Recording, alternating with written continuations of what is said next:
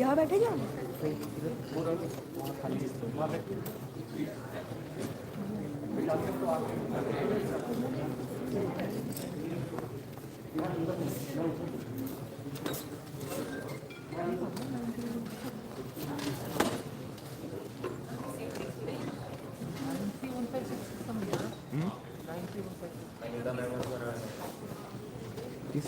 In front.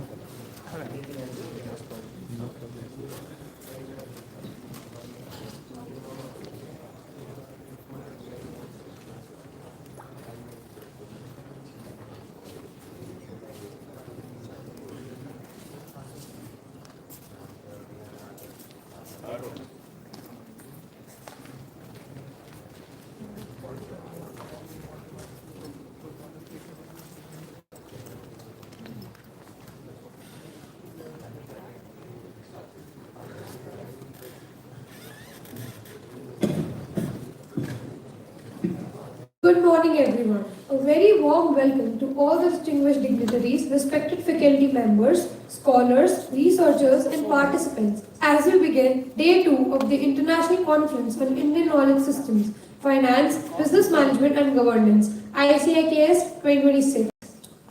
Yesterday's session offered enriching discussions and meaningful academic exchange on the relevance of the Indian knowledge systems. We are delighted to continue this journey today with further panel discussions, research presentations, and cultural performances. Before we proceed with today's session, let us take a brief moment to reflect on the highlights of day 1 of ICIKS 2026.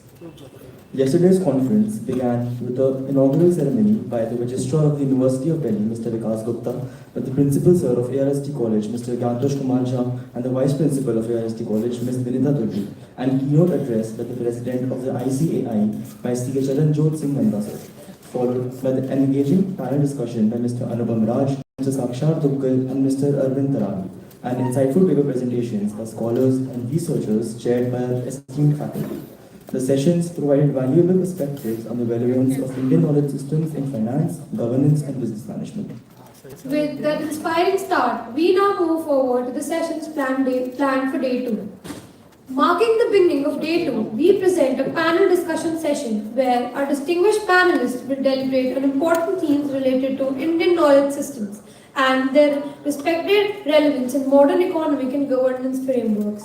These discussions provide an excellent opportunity to hear diverse perspectives from experts who bring both academic and practical insights to the subject.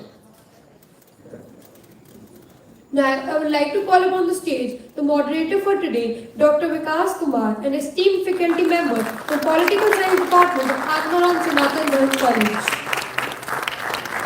And also I would request our panelists to please come up on the stage.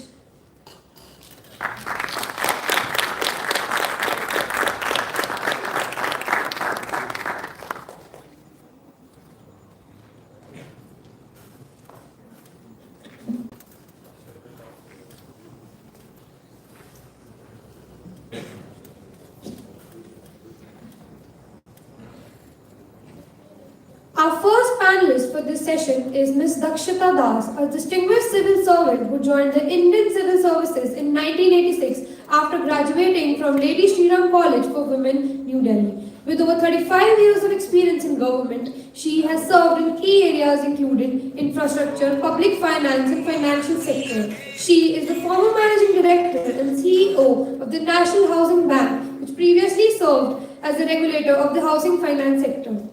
She has represented India at several international forums, including the United Nations and Organization for Economic Cooperation and Development, and currently serves as an independent director at NSE Indices. We are honored to have her with us today. Now, I would request Dr. Manika Jain ma'am to felicitate Ms. Dakshita Das with a token of appreciation.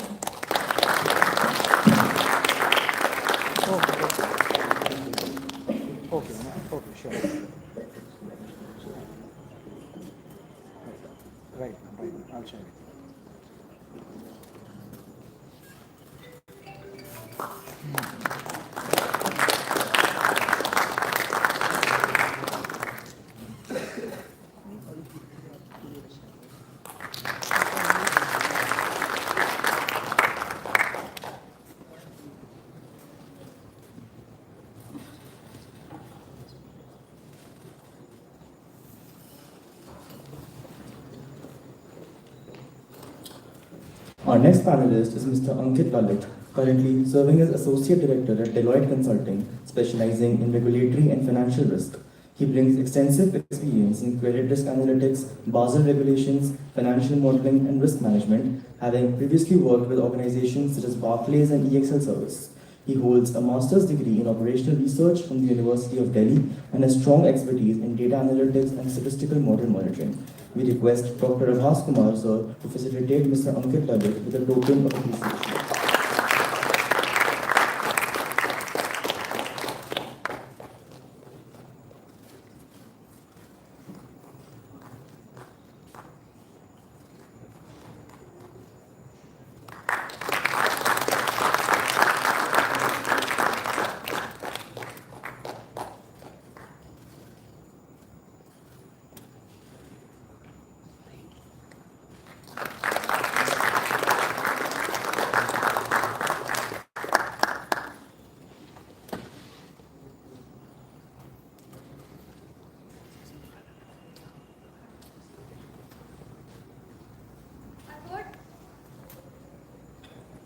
Our third panelist for today is Mr. Janardhanan, the Secretary of Sri Jayendra Saraswati Vidyalaya in Vilupuram and Joint Director of Sri Mahalakshmi Groups, a diversified family enterprise with a legacy dating back to 1919. As a fifth-generation entrepreneur, he carries forward a long-standing business tradition while actively contributing to education and community development. He currently oversees the education and automobile divisions, and since 2020 has been focused on transforming education by building a future-ready learning environment that encourages curiosity and holistic learning.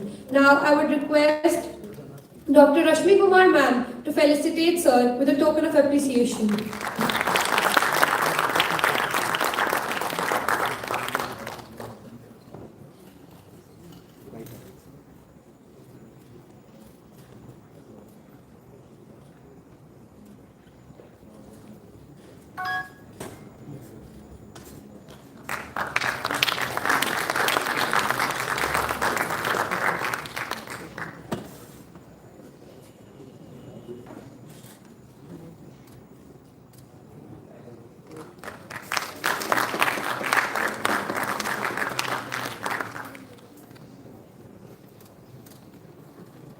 We are truly delighted to have such experienced and accomplished panelists with us today. Now I would request Dr. Vikas Kumar sir to take over.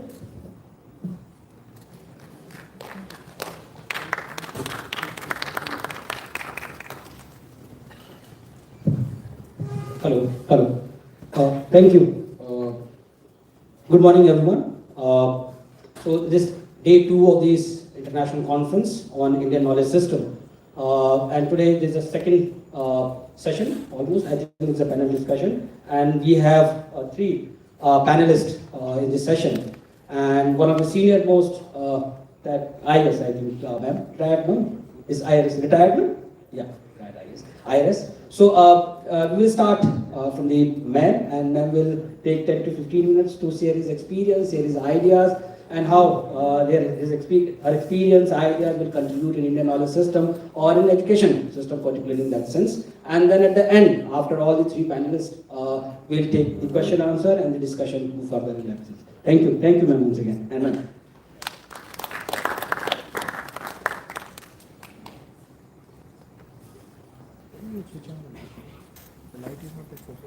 Yes. Let me begin by thanking the college and the organizers and a very, very persistent young lady who chased me for 6 months for me to agree to come here.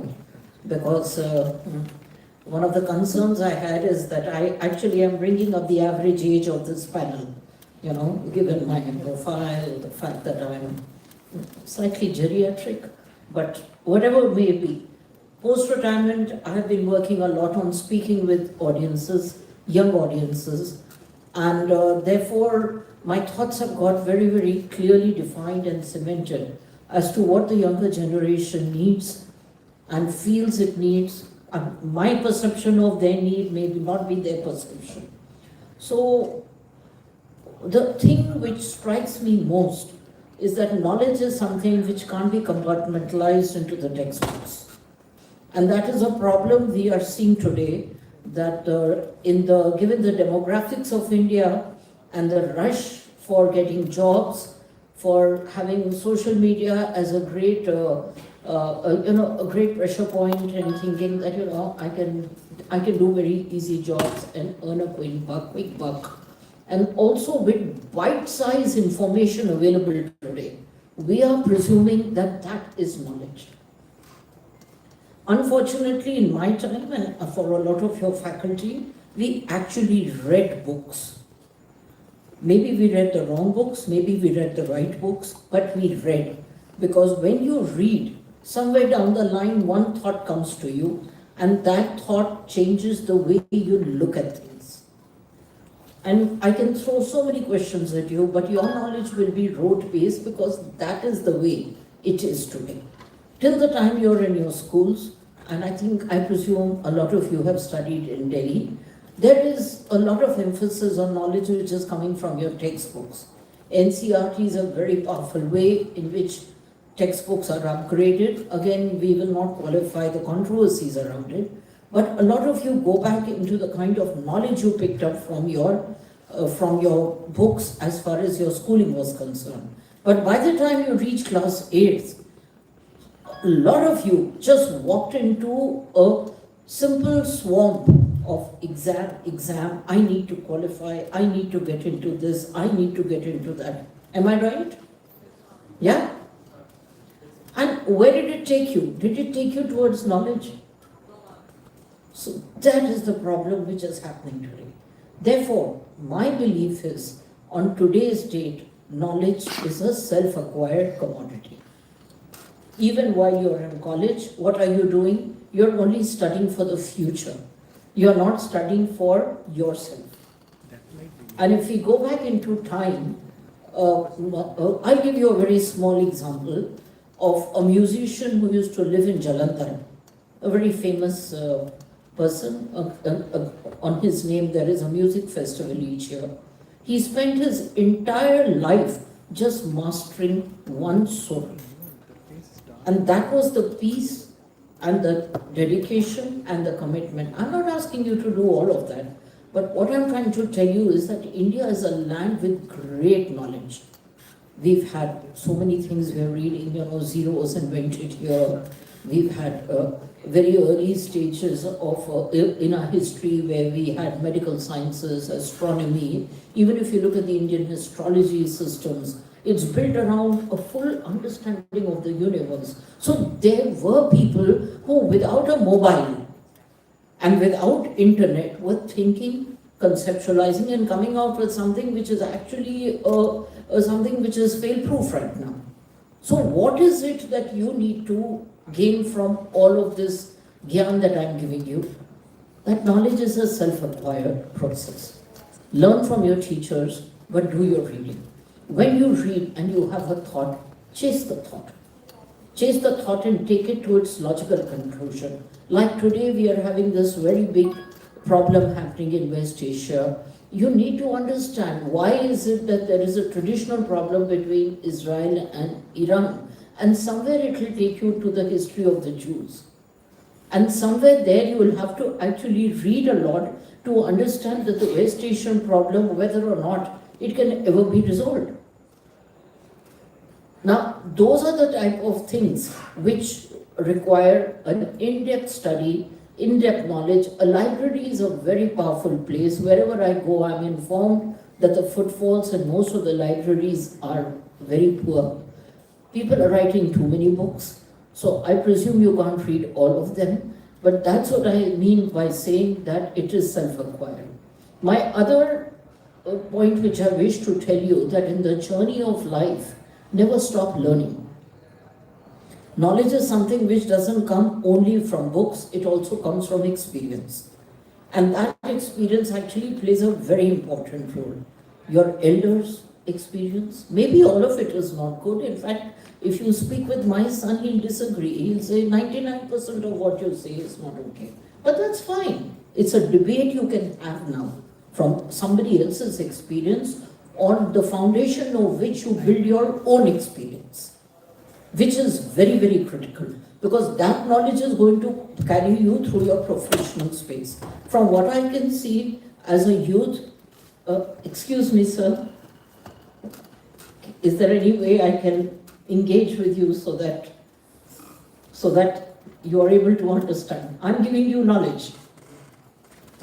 So my point is that if you can pick up things on your own and keep your diaries, whether you do it in a digital manner, whether you do it physically, keep your knowledge as a stepping stone for your future growth.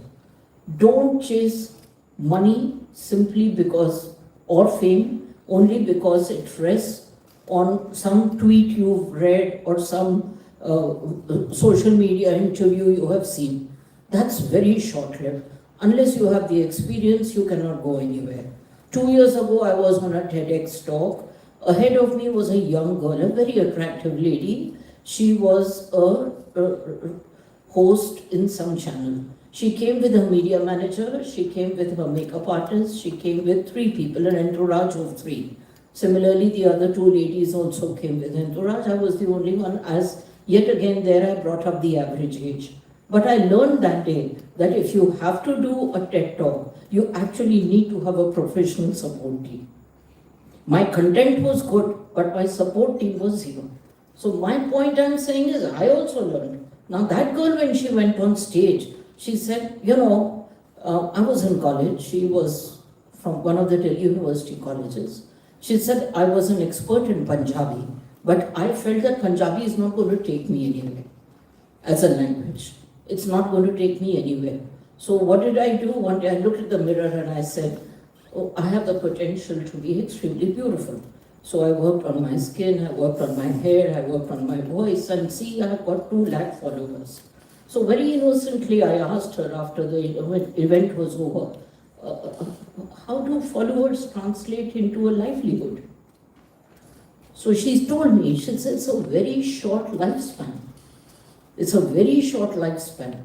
I said, how many years did you spend on developing these skills for which you must have acquired information and knowledge from somewhere? She said, I've been working in it for 3 years. I said, and how long do you think you're going to be in this job? She says, as long as the next person doesn't come with 4 lakh followers. So therefore, ladies and gentlemen, my request to all of you is, go back to the traditional ways of looking at information. Go and read. Don't get bogged down by things which are going to be so short-lived that you really are not going to be able to sustain yourselves. At the end of the day, it's all about bread, butter, living in a 1200 or 1000 square foot house, fetching your milk, fetching your provisions, educating your children, and taking care of your health. And that's where it's very important to understand that reading is going to take you to new places where knowledge will be the enabling funda in your group. Thank you so much.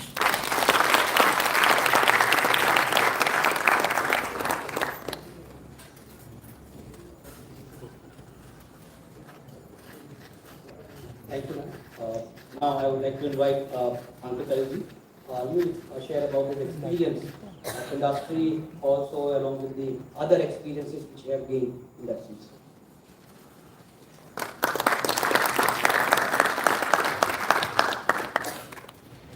Good morning, everyone. Am I audible clearly? No, mic, please turn on. Am I audible clearly? Yes. Good morning, everyone. Good morning, sir.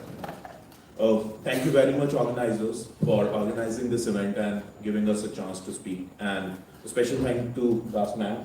She has given some wonderful life lessons for us. Not just bringing up the average age, she has given us some memorable experiences that we can use in our life. Now, speaking about myself, I've been in industry from last close to 11 years. Prior to that, I was also an educator. I used to teach mathematics and statistical areas to the graduation students. So that was a point where I started to learn one thing, that recorded facts they just cannot help you unless you are going to use. When we were in school, we were taught n number of formulas. Present in exam as a large questions were the word problems. They were actually the starting points where you can use your knowledge, use your experiences to get some real life problem to solve them. That's starting with basic speed and distance questions, money matters, profit and loss. From there only I picked up teaching as a profession, taking the care of the applied mathematics areas. And then I went on to teach differential equations to applied mathematics students and statistics, actuarial science, CT3, these areas. While I was teaching, I again find out that every year I was again teaching the same subject. I was not in any college, I was just part of a coaching center, an institute. I was not able to do any research or something as well. I thought, let's try my luck in a corporate, where I might be able to use my expertise around mathematics, statistics, for which India is already known for, into any industry. I started with an organization called EXL, where the first client I got was Barclays. Initially, I was just working on to the systems they have for the governance of their statistical models and all. So I started working on that, slowly moving up to the ladder, changing all the organizations and getting to the stage where I am currently, and now looking forward to turn up to the ladder to reach some better position where I can help the industry and the organization and as well as our nation. So coming from the perspective of Indian knowledge, how I'm using it in day-to-day life. So anybody of you understand what Arthashastra by Kautilya is? Yeah. That's a totally expected one. Thank you very much. So Arthashastra, anybody know Chanakya? If you would have been from, yeah, a few of you know. So Chanakya was an educator, politician, I would say, who created one of the biggest empire in history. He was the mentor of Chandragupta Maurya. He has also written one of his book, Arthashastra, in which you get to know about a lot of details what were present at that point of time in the areas of finance, governance, as well as politics. So to run a very big empire, what the king or the governor, whatever you call it, would need is the source of revenue, how to get that revenue, how to control that revenue, and how to spend that revenue. Simultaneously, there should be a system of governances in place. So from initially, we get to know that how revenues were used to happen. If you'll go into medieval times, the revenues were mostly based upon part of agriculture or some loots. I'm not talking about every empire in the medieval structure, I'm talking about a few smaller empires. But when you go into the ancient Indian practices, with India, I mean the Indian subcontinent, starting from the areas of Afghanistan, moving up to the Burma and other island nations. So what it was there, that you have multiple streams of revenue, just like Bhag, which was around 1/6 of your produce of agriculture. That was one source of revenue designed in such a way that you'll get some amount of farmers produce so that you can continue to run the nation or your empire. In return, you are going to give them some services the empire used to give them. Then the next stream was Kar, which was actually levied onto the traders and other.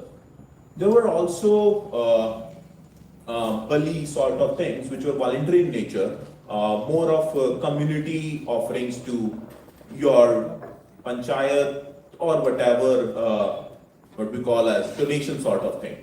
So there were multiple streams of revenue from which the ancient, nearly the times of modern empire, were getting some sort of money. This was one area. Then we had multiple areas to control and distribute this amount. Any guesses what was the maximum portion of the revenues were going at that point of time? Pardon?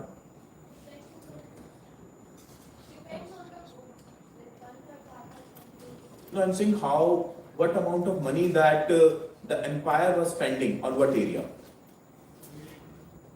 Correct.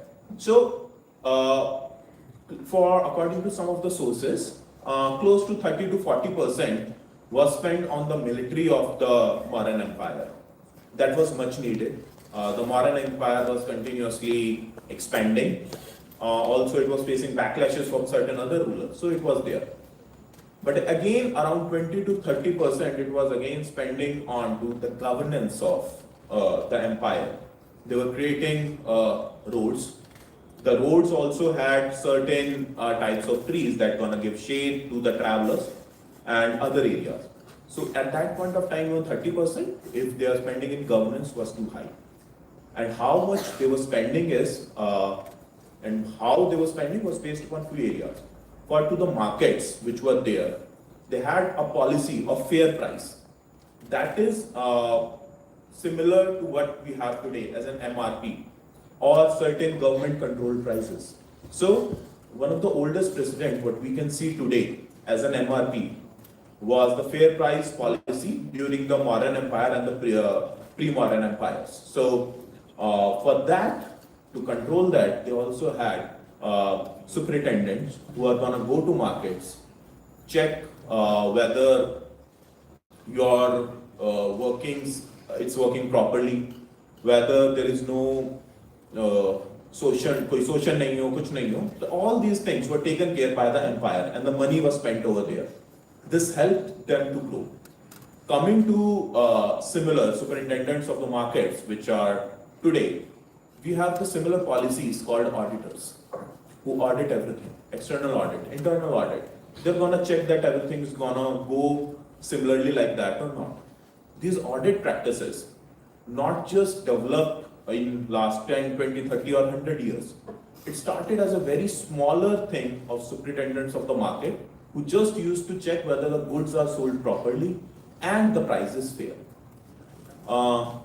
The next area from the very older financial system, what we can learn is risk-based pricing. So in the ancient era, near to, again, I'm talking near to the Mauryan Empire as I drew many of the parallels from Arthashastra, is at that point of time, there were two schools of thoughts. Dharmarth school of thoughts and Arth-based school of thought. I'm talking this in reference to the area in which I work, is risk management. So the first school of thought was based for the Sahukars itself, that where they used to lend money based upon the inputs, that what is the cause of money, whether it's for a dharma or whether it's for anything else. So anything for a very good dharma-based cause, the money was lent at a much lower amount. So people started challenging that after some time, and they, as Sahukars, was facing losses because of certain cases, and then it came a system of risk into the practice. Sahukars, who were backbone at that point of time for uplifting the economy, they started with a new system that was earth-based, that was a system also suggested by Kautilya. It was risk-based pricing. Anybody know what risk-based pricing in loans is or credit? Yeah. Yeah, correct. So the interest charge onto your credit is based upon the amount of risk involved. So what used to happen in ancient India, if an individual is taking loan, individual or an organization is taking loan to grow some crops, it was charged at a much lower rate. However, if a trader is taking loan to go to a voyage that will go from 7 seas to different countries and all, the rate of interest was extremely high because it involves a lot of risk that because of some storms or something, the Sahukar might lose his or her money. And to facilitate that system, we had a very big system of hundi.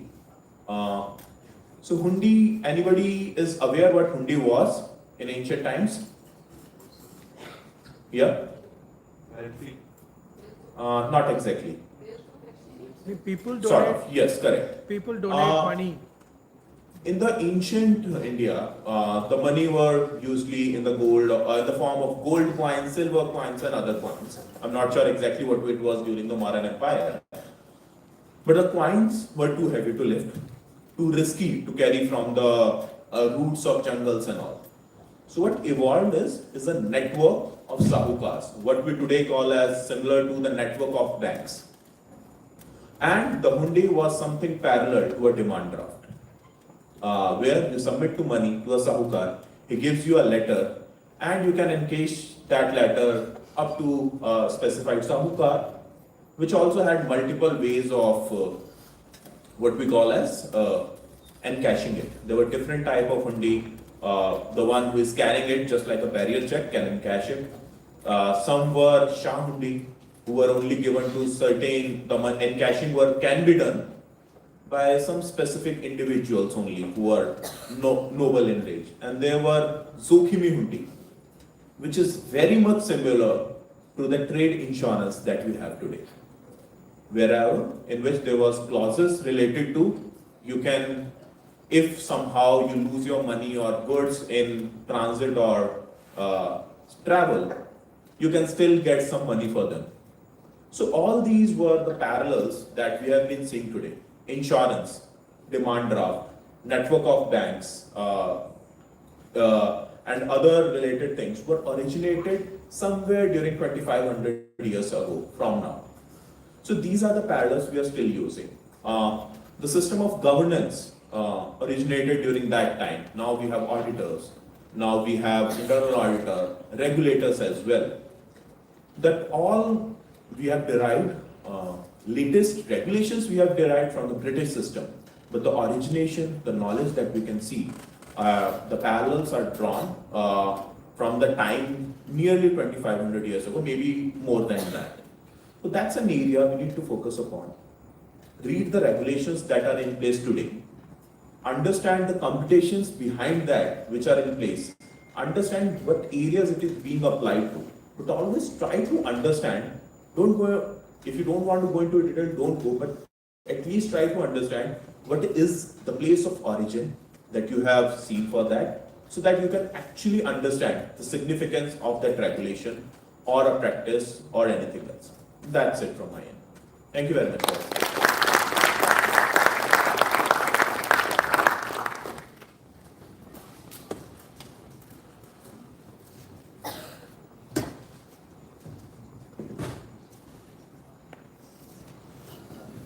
Thank you, Ankit, for your experience and the way you have explained the ancient economic governance system and about the public finance system and the audit issue which we have modern time we are experiencing in that sense. We'll discuss later in the discussion time. Now the third panelist from this session, Janathan PK. He will also share his experience about the as a young entrepreneur in that sense. So, yeah.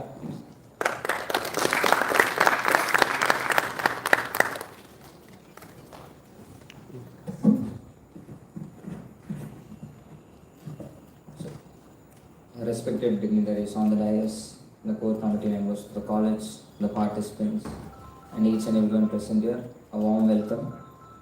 It is really a proud moment for me addressing in this international conference. I am from Viluppuram, Tamil Nadu. So I came here because of only one person, Mr. Sivachandar. So he was my professor. He guided me a lot. So I thank him in this moment. In my UG when I was in College, he helped me. The Indian knowledge system speaks about many things. It is apart from book what we are doing. So I was passionate about numismatics. It is the collection of ancient antiques, coins and currencies especially. So during that time when I was studying college, he is the one who thought of, he shared his thoughts and he told me to exhibit it in the Royal College, one of the biggest auditorium in South India. So I did an exhibition there, and once after that, I came to know the importance of the numismatics. So Indian knowledge system today, we are speaking about, if you see, if I take a coin and see, each coin tells a story, each currency has its own values. So if for example, if you take Chola Empire from southern part of India, there are around 20 to 25 rulers ruling between 200 to 300 years. So each coin represent a core value, each coin represent knowledge. So I am very proud to be a numismatist. Even I am just 27. So maybe I am a 90s kid. As ma'am told, ma'am has raised the average age in the panel. See, we are 90s kid and as well as Gen Z. We are into innovation in this digital world. We are see, there was a time when the government insisted, government insisted the parents to send their kids to school. And later part it changed, the parents, they thought education is necessary and it is the one which is going to uplift, especially in financial way of their children. So they forced their children to go into school and especially higher education. But now the kids, surprisingly, an incident happened in my school. I look after a school, 3,000 plus students from pre-KG till 12th standard, they are studying there. Surprisingly, a thing happened in grade 2. A kid bought a cell phone to the school. Actually, when he was caught, we just questioned him, why you bought. Usually that happens in grade 11 or 12. But it was a great surprise for me. A second standard kid, he bought mobile phone to the school.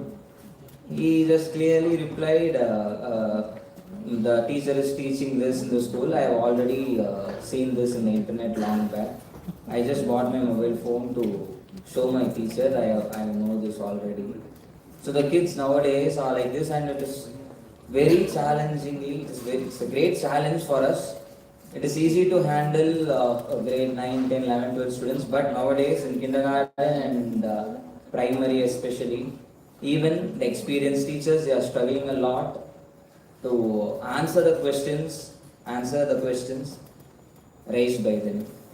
So when the tradition, experience and the innovation, we are into innovation, we are marching towards innovation this generation. If all together joins, it can create a very great transformation in this society. So we are joint family, we are around 30 members living together in the same house till today, same kitchen actually. The great example, my father's elder brother is the karta of the family, is around 70, 75. I am 27. So we are 10 looking after multiple business. So when we sit and discuss to take any important decisions, he will share his thoughts. As a youngster, I will share my thoughts, maybe which is viral, which is trending nowadays. So automatically we will get a desired result, and it will be 100%, it will be in our profit side. So that is what we need, experience as well as the innovation, the tradition. So we are I will just tell my students every year around 350 students are passing out 12th grade. So Viluppuram, it is near Chennai, it is near Pondicherry. It is a semi-urban town. It is not a town and it is not a city. And I'm very proud, the society over there in Tamil Nadu, till today the parents, they think education is the biggest asset which they can keep there for their children. They think education is the only thing, and even in movies in Tamil Nadu, in Tamil movies, there was a popular dialogue, education is the only asset which cannot be taken away from us.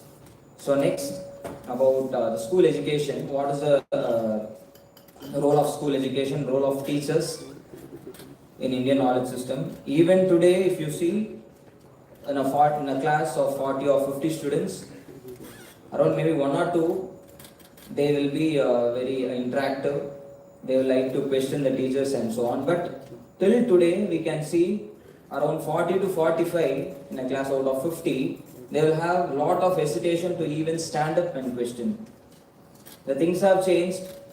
The generation is rushing towards digital. They keep on scrolling. But in front of 40, they were not able to speak even a single word. They can easily text.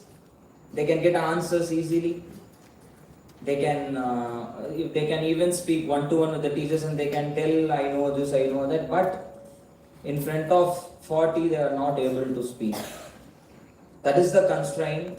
So we are using all the techie parts, all the apps, social media and so on. We are using it, but my constraint is we must not be used to it. We can use it, but we must not be used to it. So role of a teacher, even during this COVID time, if you see, online classes was conducted. During online classes, the questions raised by the students was around 10 to 15 in a class. Because in a digital platform, it was very easy for the students to raise questions because physically there was no people around them.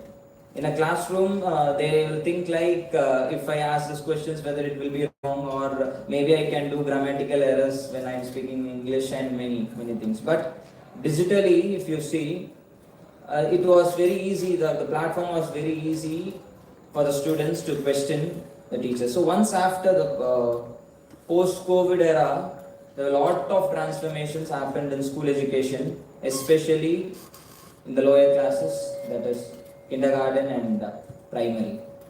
The students, for example, if there are 2 or 3 in a house, the elder sibling, maybe before COVID, he or she will be studying primary or middle school. There was a lot of hesitation for the particular sibling, but during the COVID time, 2020-21, if a particular student was in LKG or UKG, once after the COVID, he or she would have joined first standard. But comparatively to the elder sibling, the younger one was very, there was no stage fear, there was nothing left behind. They were easily interacting with the students. The ratio from 2 or 3 has raised to 10 or 15 nowadays. So, to the point, Indian knowledge system, the teacher play a major role. We must let the students to question us. We must keep our answers. Maybe we can refer. I am not speaking about answers. I am not speaking about academics alone. As I said, our India is a country. It is a civilization of knowledge. The country has contributed a lot to the entire world in the fields of science, technology, medicine, especially like Ayurveda, yoga. Even our Prime Minister has taken yoga to the global level over the years. India has contributed a lot. And there are a lot of mathematicians, and I am very proud. I am from the soil of a great mathematician, Ramanujan. So, my constraint is the teachers, the mentors must create a platform. When I entered, during COVID time, I entered the school. I was just 21 in 2020. I studied there till my primary, and then I moved on to another school. The teachers who taught me classes are still working under me. I was very happy to see, and they were in this or that position. They are thinking like a younger person is coming and looking after a school. We are running school for last 35 years. they thought like what is going to happen, whether we are not techie, we will not be able to handle classes, we are not able to speak with them properly. But as I told you, we must gain the experience from them, especially the patience from our elders, especially the knowledge. See, once after using the social media, once after scrolling every day, attention span got reduced in this generation. The students, they are not able to read even a 5-mark question. Instantly, there will be around 4 or 5 points. Instantly, they are switching over to reels, or they are just typing it, and even these kids, they are not going to doctor. Even for medical purposes, they are referring ChatGPT. They are not obeying their parents' words. So experience plays a major role. Coming to the part of NEP 2020, I am from the state Tamil Nadu, which is totally against NEP, National Education Policy 2020. But it is not, education is not about memorizing the facts, it is about understanding. That is what the core value, a core thing NEP is telling us. So maybe the government over there is not adapting to it. But as a person, if you ask me, example, NEET, I just want to speak about NEET.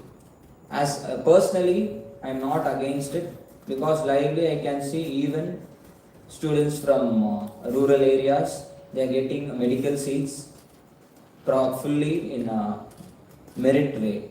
But when I studied my 12th standard 10-15 years back, it was not like that. The students from rural areas, especially below the poverty line, they were not able to get a medical seat. It is because of need, and especially, and next JEE, JEE, mains and advanced it can be. It is meritorious. These politicians, they have started speaking about need, but JEE, it is something which is big. And as a secretary of the school, I insist students to focus on the competitive exams also. And next, to the part of the technology, I was speaking about technology. Next, in the end, I just want to tell you one thing. Don't take decisions through the digital platforms. It is not only about digital, so we must follow.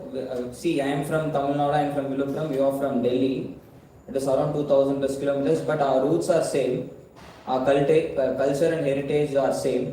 So we are going far behind, we are going, but we must not leave our roots. We must follow our culture and tradition, especially the dharma. Nowadays, kids don't know what is dharma. They are like whatever they want, they are doing whatever they want. So they must not leave it off. So my constraint to the students is, so we must take our heritage, culture, and you know about the Gurukul system. It didn't teach only the textbooks. It spoke about lot of things, especially our culture and dharma. So as students, you are moving forward. So don't forget about our roots. We can be academically strong. We can have plenty of knowledge, but our tradition and culture matters. So thank you for the opportunity, and I'm very proud to be here. And at the end, I again thank Mr. Shivachandar. He is the one who guided me during my college sessions, and I'm here for him. Thank you. Thanks a lot.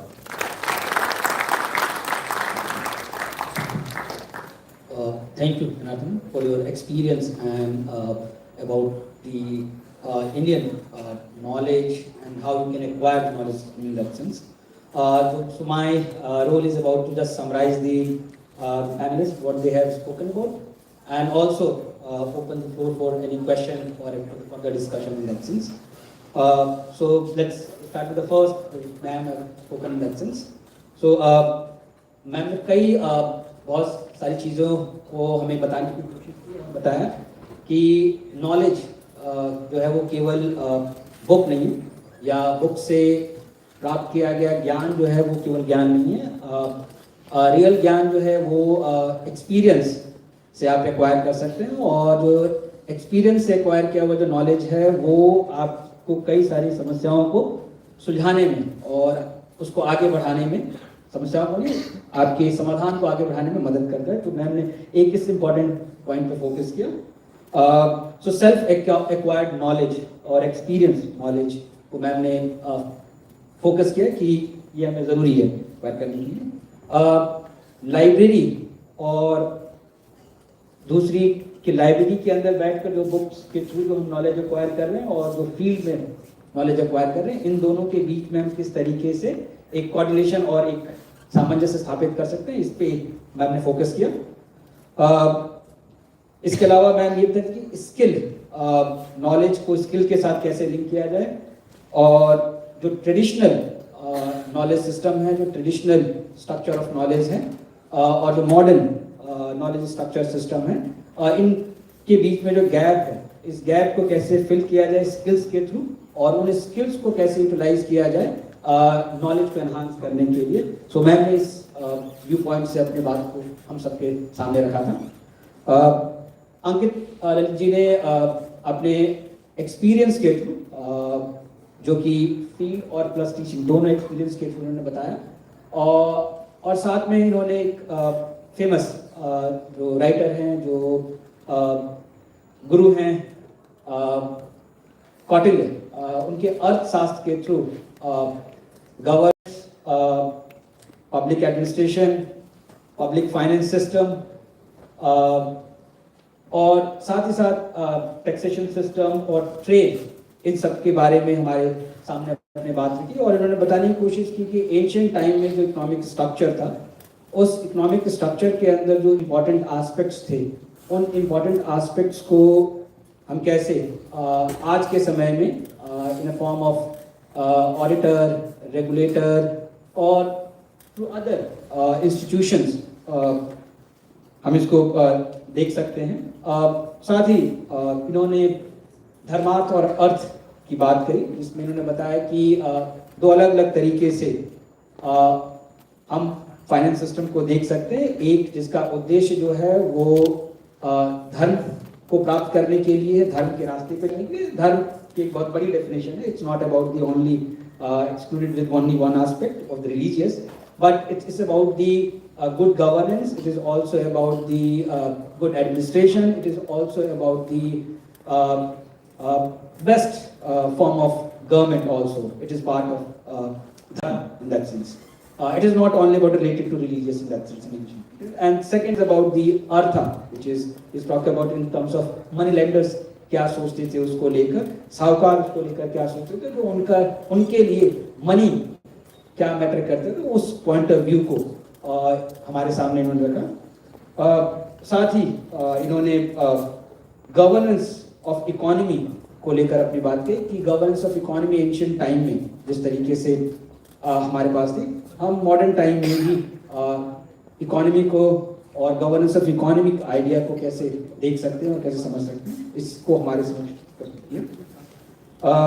Janardan पीके ने अपने vast experience के through, जो कि collection of points, और उसके through हमारे सामने आए, और बाद में फिर स्कूल एजुकेशन और जो यंग जनरेशन के माइंड के अंदर जो डुअलिटी है, कैसे करना है, क्या करना है, उसको लेकर अपनी बात की, और बहुत अच्छे से इन्होंने बताने की कोशिश की कि कॉइन और करेंसी जो है वो एक समय की केवल वैल्यू सिस्टम को नहीं बताती है, बट उस समय के जो रूलर हैं, उस समय की जो इकोनॉमी का जो थॉट प्रोसेस है, करेंसी उसको भी बताती है। सो वेदर इज कृष्ण देव राय का टाइम हो, वेदर चोल पीरियड हो, वेदर अदर समय जो कॉइन और करेंसीज जो इजाद की गई, जो दी गई, उसके पीछे केवल इकोनॉमिक मूवमेंट का नहीं था, उसके पीछे राजा या रूलर की अपनी एक सोच होती थी, कैसे अपने आइडियाज को, अपने थॉट को और अपने वैल्यू सिस्टम को वो आप सबके सामने रख सके या देश जनता के सामने रख सके। तो करेंसी का उस कॉन्टेक्स्ट में भी बहुत सोशियो पॉलिटिकल और इकोनॉमिक role भी है. It is not only about the money exchange or money. Currency is a more historical also, but along with historical, it is also about the political and social in that context. So इन्होंने उस तरफ हमें ले जाने की कोशिश की. And then after that इन्होंने एक एग्जाम्पल दिया अपने ज्वाइंट फैमिली का, जो कि सो आई थिंक इतने बड़े परिवार के साथ और इतने लंबे समय से रहने के बाद जो experience you gain, that's also create a different kind of traditional knowledge system, which maybe books के through या बाकी जगहों से नहीं मिले, but you take it from your family and other histories in that sense.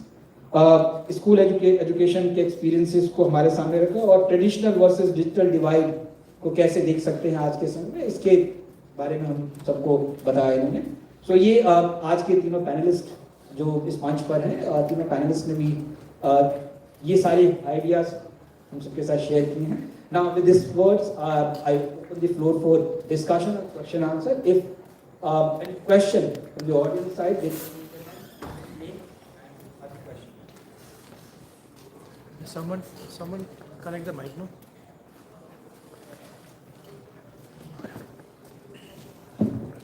So, good morning everyone. So, my question is with Dakshita ma'am. So, ma'am, looking back to your professional career, what was that one decision or the mindset which shaped your career? I think early on in my career, I realized that it was one of the most claustrophobic and boring situations I was in, where I had to spend 35 years. If I didn't innovate, nothing would happen. And I was getting into trouble all the while. I was actually getting into trouble. And one day I got into a very horrendous situation. And one of my old staff came to see me. And he said, he just returned from Delhi, I was posted in Lucknow. He said, you know, I was working under Dr. Manmohan Singh in Finance Ministry. I said, so? So he said, madam, the hallmark of a great administrator is when they go down and learn the job from the bottom. And that really changed my perspective. I was in the finance field. I thought I was a boss. I don't need to work anymore once I've qualified the civil services. That kind of opened my third eye as well.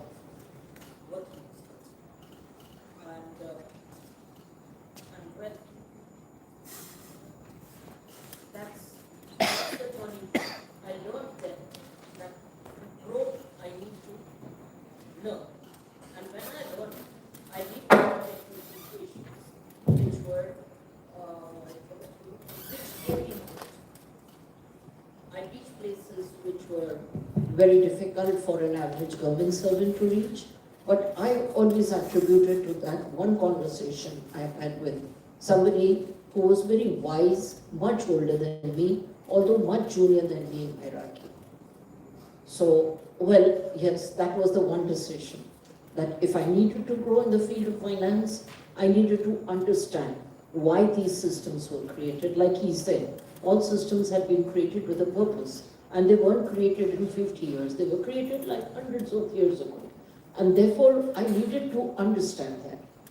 And I think it really changed. Thank you.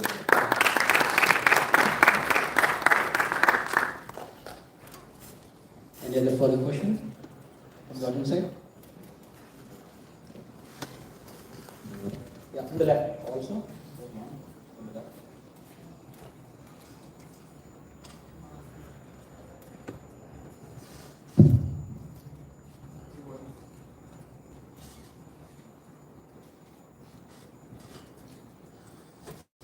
It's okay, you just ask. No? Yes, sir. It's audible. I just wanted to ask you, Mr. Rodrik sir. Sir, what advice would you give to us students if we want to build our careers in finance or public policies or governance? Okay. So regarding the public policy and governance, I think ma'am will be the best to answer. I can give the answer from the perspective of the finance and the financial governance or the risk governance side. The first thing that you need to do especially is the one graduation that you are doing. Simultaneously, you need to understand what is going on into the market. how the economy, the financial institutions, they are surviving and what are their basic principles on which they can work upon. For example, if you want to work into the areas of the risk, I would say risk governance, you need to identify that where all the risk governance applies to. It usually at a larger level applies to banks and financial institutions. However, at a very niche level, the ESG policies are for every top 1,000 listed entities, they have to do some disclosures. So first identify an area where you wanted to work, whether it will be financial accounting, whether it will be provisions area, whether it would be an area where you want to check mergers and acquisitions, or any other related aspects. First identify only one area, you can change it later on, don't worry on that.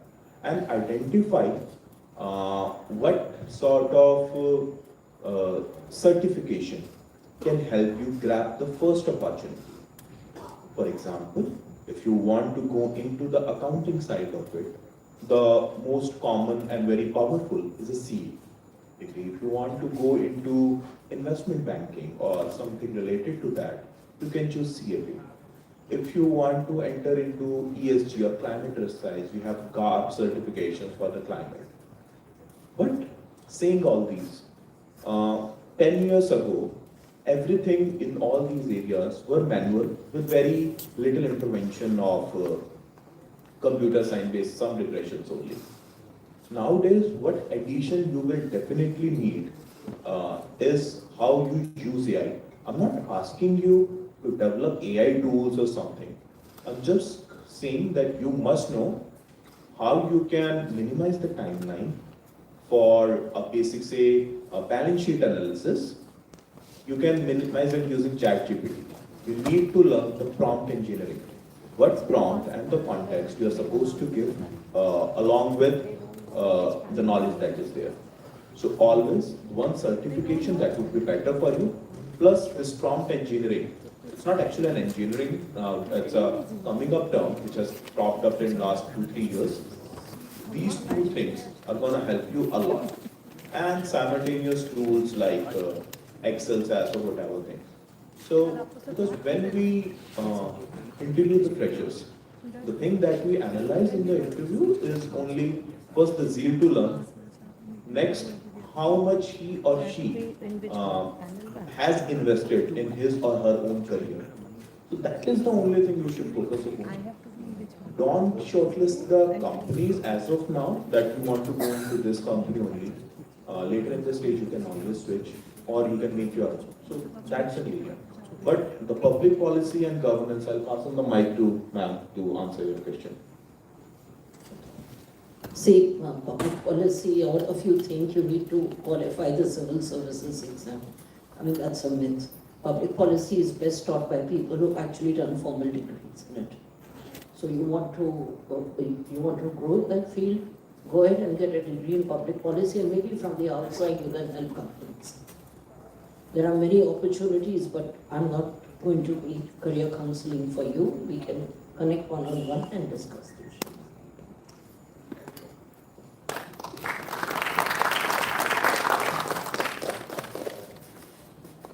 I don't think, is there any other question? So as per time schedule, that's the last question. Hello. Good afternoon, everyone. My question is from Ankit sir. Please come forward. Okay. Sir, according to me, Hawala is the modernized concept of Hundi. So, any specific difference between Hundi and Hawala? Okay. I'll draw parallels from a very lame example. There is people hired by Dawood Ibrahim to kill and shoot people who don't follow his or her order. And there is army and police. So it's a similar difference between there. Hawala is one of the way where you just want to bash the government regulations, hide money from them, and do something such as money laundering that can be used in terrorist financing and other areas. So that was Hundi. it was related more to the trade surveillance. As I told you, there was market superintendents of the market was there. There were additional shrenis whom we call today as trade unions, who were looking and overseeing all of these things. There were appropriate charges involved in it, and the taxation was given to the government to run the empire. So that is actually the difference. Hundi was not part of money laundering process. Hundi was a part of a full-fledged system which was governed by the shrenis and overlooked by the superintendents of the empire. So that's the actual difference. There is no proper regulation onto the Hawala system as of nowadays. Next, the Hawala are only used for the areas where you want to evade the taxes or do a terrorist financing or anything similar in nature. Is not for an actual legitimate trade. That's the difference.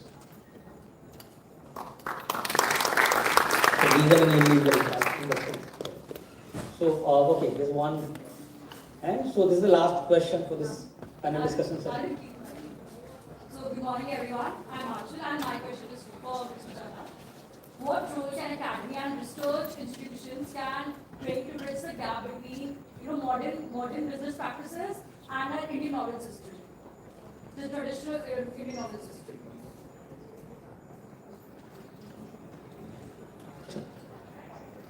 So, you asked about the bridge between the Indian knowledge system as well as the traditional one, right?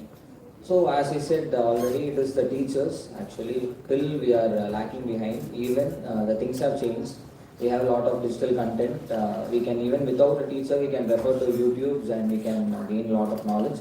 But if you see in a classroom or in a school, it is the teacher, the mentor, is the one who have to inform the students, guide them in a proper way, stating that all these are the things which are going to be the future, and you have to be very strong in these key areas. And as I said, comparative to all other countries, maybe we can proud as a nation. We are following our culture and traditions. And the teacher, there must be a value-based education in the lower classes. It must reach the students in a proper way. For example, till today we are following a system, moral education, which conveys a message to the students in a storytelling, a story way. Teachers used to tell a story to the students, and they will tell the moral of it. So the teachers, for your answer, the answer is the teachers, the mentors must bridge the gap between the older tradition and the modern way. Thank you. So we are concluding this panel discussion session, day 2 of this international conference.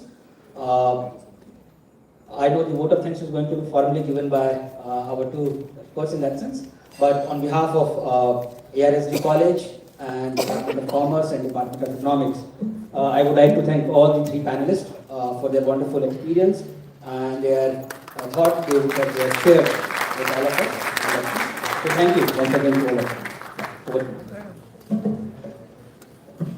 Thank you to our esteemed panelists for sharing such valuable insights and perspective with us today. Your thoughts have truly enriched the discussions of this conference.